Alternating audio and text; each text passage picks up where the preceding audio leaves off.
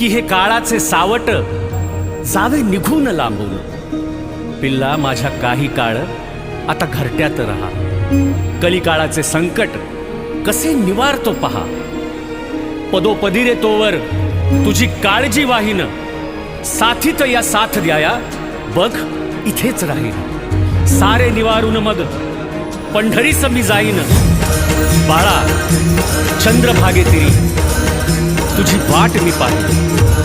बाळा चंद्रभागे तिरी तुझी वाट मी पाहिन.